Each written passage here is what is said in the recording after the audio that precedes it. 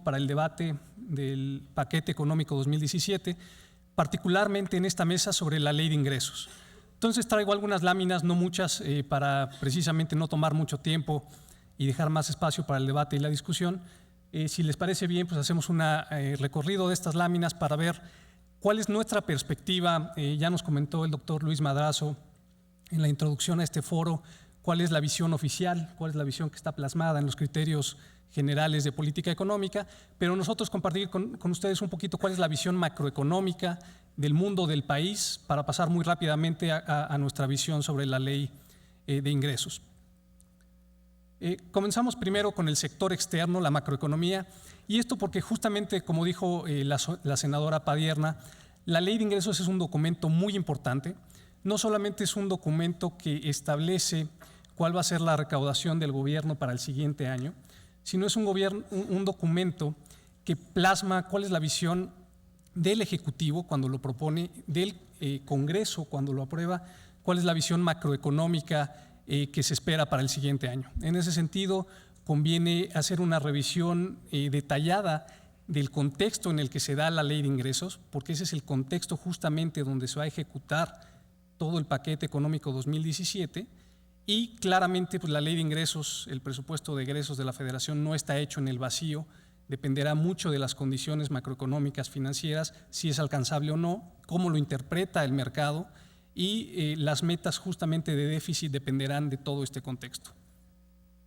Si pueden ver la gráfica, quizás no está tan grande, pero empezamos con un hecho fundamental que a veces se nos olvida, y el hecho es que el mundo está creciendo poco. 7 años después de la crisis del 2009, persiste la debilidad global. A veces ya lo olvidamos, pero ese es exactamente el contexto en el que está enmarcado el paquete económico 2017 con mucha dificultad en el entorno internacional. Si alcanzan a ver la gráfica de la izquierda, la línea azul oscura que está arriba es el crecimiento de los países emergentes del 2010 a lo que nosotros proyectamos que va a ser 2017. Y la línea punteada que está arriba es el crecimiento que habían tenido los países emergentes antes de la crisis. Entonces pueden ver un hecho muy claro, muy concreto, que es que prácticamente todos los países emergentes, que es la línea azul oscura, desarrollados, que es la línea azul clara, todos están creciendo menos de lo que lo estaban haciendo antes de la crisis del 2009.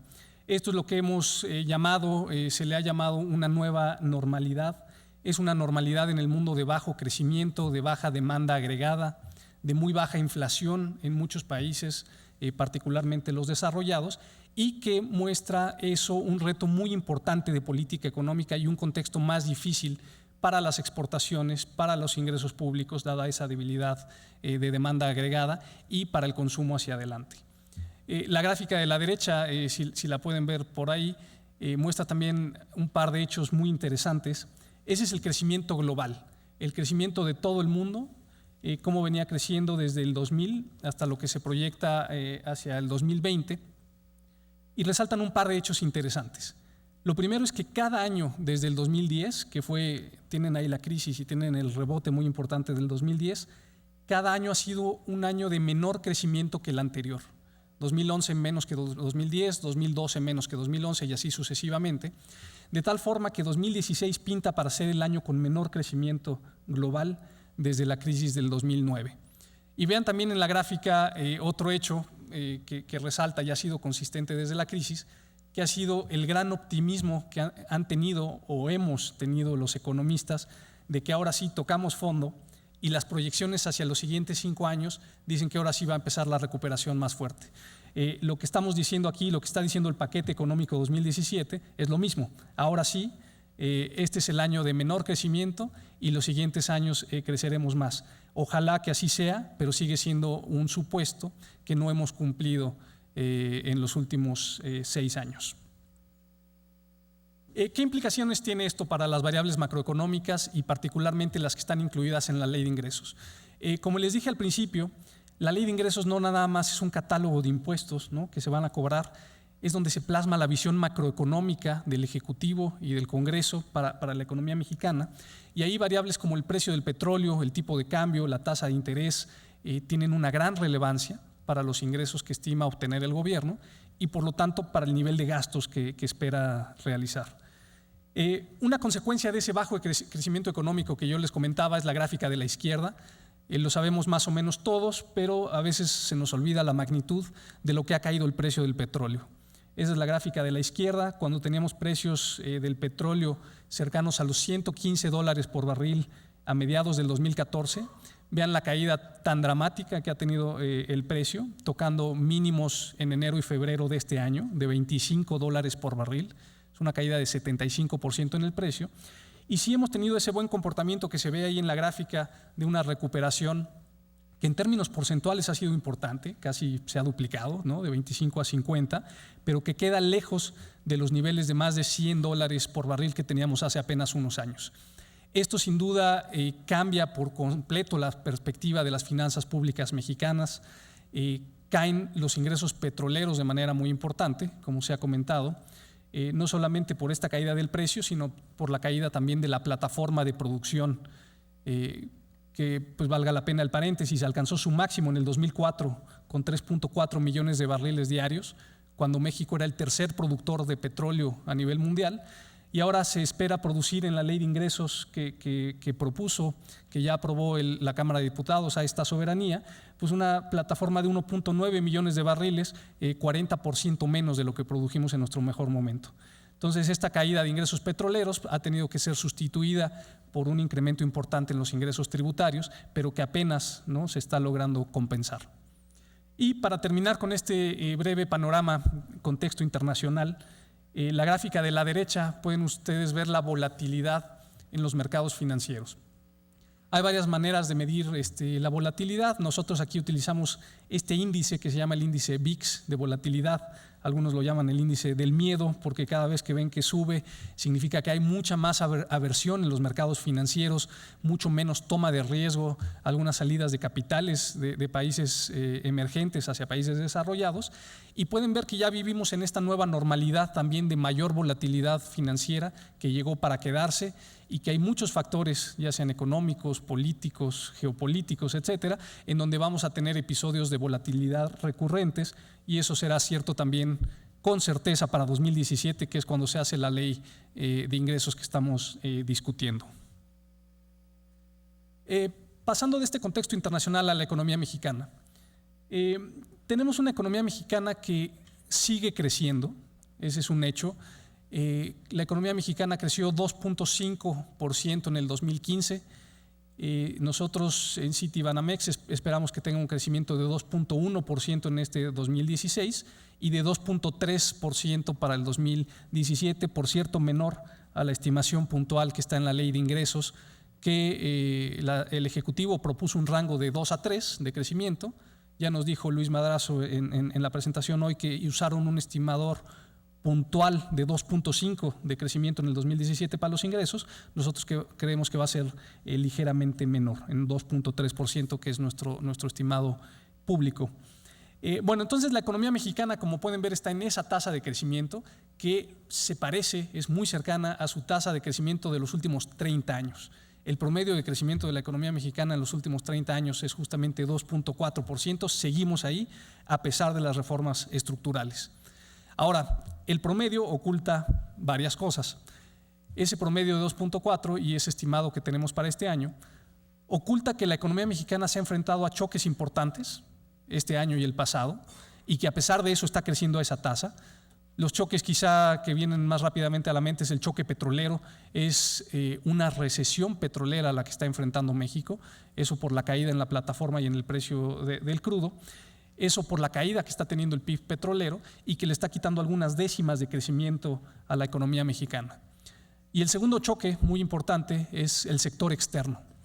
Ahí hay una de las primeras de dos paradojas que yo comentaría sobre la economía mexicana. Una paradoja es que con esta depreciación tan importante que hemos tenido en el peso, una depreciación ya de más de 40%, ¿no?, de noviembre de 2014, cuando empezó la depreciación. Con esa depreciación las exportaciones no han crecido lo que hubiéramos esperado normalmente, ¿no? Esa es una sorpresa, ¿no? En un primer curso de economía, ¿no?, uno hubiera esperado que con una depreciación muy importante de la moneda tuviéramos un sector exportador más dinámico, y no ha sucedido. Y no ha sucedido sobre todo porque el comercio mundial se encuentra sumamente debilitado y porque la industria en Estados Unidos se encuentra en una recesión. A pesar de que la economía de Estados Unidos va relativamente bien, encaminándose para un alza de tasa en este diciembre de la Reserva Federal, el sector industrial y particularmente el sector manufacturero se encuentran decreciendo, de hecho, a tasas anuales, y eso no le ha ayudado a nuestras exportaciones.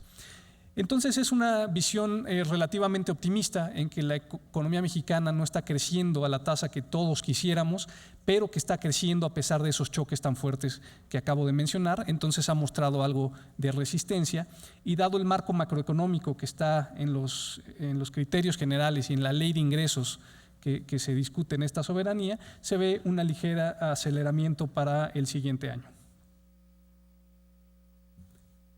Dos temas más de la economía mexicana, y para concluir un poquito con cómo se ve los números de ley de ingresos a manera muy agregada. Los dos temas son la política monetaria y la política fiscal. Sobre política monetaria pueden ver en esta lámina, la gráfica de la izquierda es el tipo de cambio, el peso mexicano, es la línea roja, que lo que quisimos hacer aquí es compararlo con algunas otras monedas. Y lo comparamos con monedas de países exportadores de petróleo en la línea gris, si la alcanzan a ver, y con monedas de países emergentes en la línea azul. Entonces, la conclusión es que el peso mexicano se había venido comportando desde noviembre de 2014, que está esa gráfica, pues básicamente como la moneda de un país exportador de petróleo. Así nos trataba el mercado, nos veía como un país exportador del petróleo, lo cual curiosamente ya no es totalmente cierto, ya somos importadores netos, pero aún así, ¿no?, el comportamiento era como un país exportador de petróleo y una depreciación más grande que la de otros países emergentes. Ahora, lo interesante es que algo sucedió en enero, febrero de este año, en donde el peso mexicano empezó a tener un peor comportamiento que las monedas de países exportadores de petróleo y que prácticamente cualquier otra de las monedas emergentes en el mundo. Hasta hace poquito éramos una de las monedas con peor desempeño, y ahorita ya parece que la libra esterlina nos quiere ganar un poquito con la idea de un Brexit más duro del que se anticipaba, pero con un mal desempeño que obligó a Banco de México a actuar subiendo la tasa de interés. Como pueden ver, la tasa de referencia es la gráfica de la derecha. Ya llevamos 175 puntos base de incremento en la tasa de interés en tan solo 10 meses. ¿Cuáles son las razones? Pues no parecen ser a simple vista razones de política monetaria convencional. Uno se fijaría en la inflación, que por cierto está relativamente baja, en la inflación medida, acabó 2015 con el mínimo histórico desde que se mide. No parece ser términos de actividad económica, que también no estamos en todo el potencial que estaríamos creciendo ahora, pero es un tema fundamentalmente de tipo de cambio, de cómo eso puede afectar las expectativas inflacionarias hacia adelante.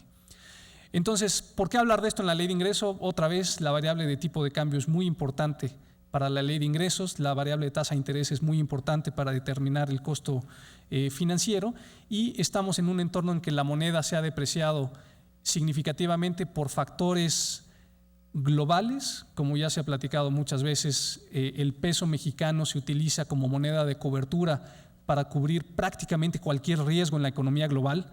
Si algo pasa en la economía global, ya sea caída de precios del petróleo, riesgo de crecimiento en países emergentes, el riesgo de Trump, que se ha platicado mucho, el peso se deprecia. Pero también es claro que hay factores locales que están incidiendo en la cotización del peso mexicano, como puede ser una nueva preocupación sobre las finanzas públicas, los temas de Estado de Derecho, de corrupción y de inseguridad.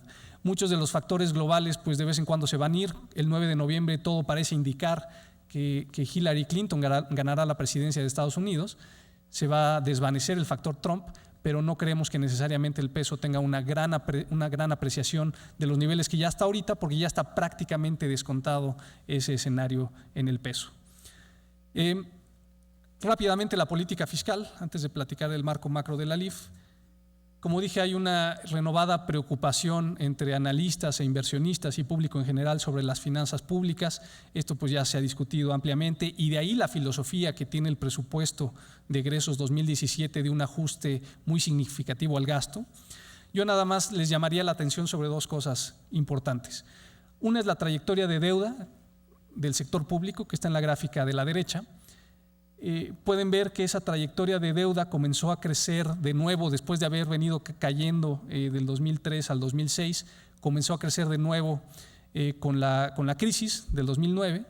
Eso es más o menos normal, casi todos los países en el mundo comenzaron a crecer sus deudas públicas después de la crisis, pero lo que tenemos ahí es que esa deuda ha seguido creciendo y ya alcanzará hacia finales de este año niveles cercanos al 50% del PIB, como establecen los propios criterios generales de política económica.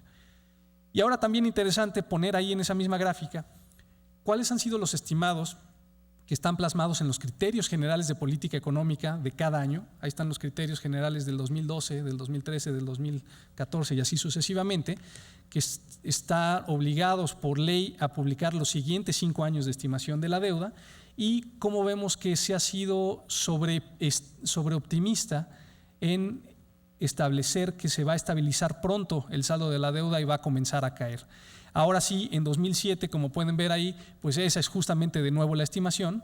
Aquí estabilizamos el saldo de la deuda del sector público, comenzará a caer en los próximos años, pero ahora sí es crucial que se logre este objetivo, dada la alerta de las calificadoras de que México ahora tiene una perspectiva negativa en su calificación precisamente por este tema. Entonces es muy importante que la ley de ingresos, en el sentido que se propone, en el sentido que se aprobará en el Congreso, pues dé confianza al mercado de que los ingresos serán de buena calidad, serán con una estimación razonable y de que el presupuesto de egresos será responsable justamente para cuidar este tema hacia adelante. ¿Cuál es el tema fundamental? Es el déficit primario, que ya ahora pues, ha estado muy discutido, ¿no? Se discute en la prensa, en foros, en documentos de análisis. Y nada más para poner la perspectiva es la gráfica de la izquierda. Ese es el superávit, digamos el balance primario que ha tenido México del 2000 a lo que se estima sea 2017. Si hubiéramos hecho una gráfica más larga, les puedo decir que México había tenido un superávit primario desde 1982 hasta el 2008. Son 27 años de superávits primarios que se perdieron en 2009 con la crisis y que ha sido difícil por la caída de los ingresos petroleros, por la desaceleración económica, ha sido difícil recuperar ese superávit primario. Ahora sí, el paquete económico 2017 plantea regresar a ese superávit primario que va a ser muy importante para estabilizar la deuda pública. Brevemente, algunas consideraciones sobre lo que se hizo en la Cámara de Diputados y se plantea a esta soberanía. En términos del marco macroeconómico, crecimiento del PIB pues no se cambió, sigue entre un rango de 2 a 3%, con un rango medio de 2.5% de crecimiento. Nosotros vemos un poquito de sesgo a la baja en ese estimado de crecimiento, pero todavía dentro de ese rango. Una inflación de 3.0% trae el paquete. Dado los datos de inflaciones recientes, incluido el de hoy en la mañana, nosotros pensamos que la inflación tiene un poco de sesgo al alza para cerrar este año más cerca del 3.2%, pero también todavía dentro del rango de Banco de México. El tipo de cambio sí se cambió en la Cámara de Diputados. Si ustedes recuerdan, el Ejecutivo propuso un tipo de cambio de 18.2 y en diputados se cambió a 18.62, un poco por el comportamiento de los días recientes. Sin embargo, aquí creemos que puede haber un poquito de riesgo a que el tipo de cambio durante 2017 esté un poquito más apreciado, dado que, como mencioné, pues el factor de Trump ya está prácticamente descontado y nosotros estamos esperando más bien un cierre de este año de 18.10 y para el próximo año de 18.30. Entonces, en todo caso, este cambio que hubo en diputados eleva un poco los riesgos en el margen de que no se cumpla aquí el estimado de ingresos por exportación. En la parte de tasa de interés no hubo cambios, en la parte de precio de petróleo no hubo cambios a $42 por barril y hubo cambios en la plataforma de producción de crudo de 1.928 miles de barriles diarios que propuso el Ejecutivo a 1.947 miles de barriles diarios, son 19,000 barriles diarios más de petróleo. Se dice por el plan de negocios que estará por presentar Pemex, que no lo conocemos, pero que dado eso hay espacio para una plataforma ligeramente mayor de producción de petróleo. En general estos cambios parecen dentro del rango de lo razonable y ojalá todos esperamos que se cumplan para tener finanzas públicas certeras y bien estimadas para el próximo año. ¿Qué implicaron esos cambios? en los números de la Ley de Ingresos, de los números que el Ejecutivo le propuso al Congreso. La Cámara de Diputados, con esos cambios, espera obtener 17,000 millones de pesos más de ingresos petroleros, y eso es directamente del tipo de cambio y de la plataforma de producción de petróleo, ¿no? Con mayor producción de petróleo y vendida a un tipo de cambio más depreciado, se obtienen mayores ingresos petroleros en 17,000 millones de pesos, que suena congruente con los cambios en los datos que les acabo de comentar. Pero lo que no está muy claro es un incremento de 10,000 millones de pesos en los ingresos tributarios y de 23,000, casi 24,000 millones de pesos en los ingresos no tributarios, que no están asociados a los cambios de parámetros del marco macroeconómico, ¿no? Estos ingresos que vienen por impuestos del gobierno o por derechos, productos, aprovechamientos, no dependen del tipo de cambio, no dependen de la plataforma de producción de petróleo, que son las dos variables que se cambiaron. Y si no se cambió el crecimiento económico, ¿no?, implícitamente se está asumiendo mayor eficiencia en la recaudación tributaria, o simplemente ingresos que tendríamos que tener mayor claridad de dónde vendrán para darle mayor certeza a justamente el presupuesto de egresos y a la reducción de gasto que se propone. Sería bueno, en la discusión que se realizará esta semana en la Comisión de Hacienda, y en el Pleno de esta soberanía, pues abundar un poco más, porque eso le dará mayor certeza al mercado, a los analistas y a los observadores de este paquete económico. Dos últimos temas para poner en el debate en esta mesa. Sobre el régimen fiscal de Pemex, no se toca mucho en la Ley de Ingresos de la Federación.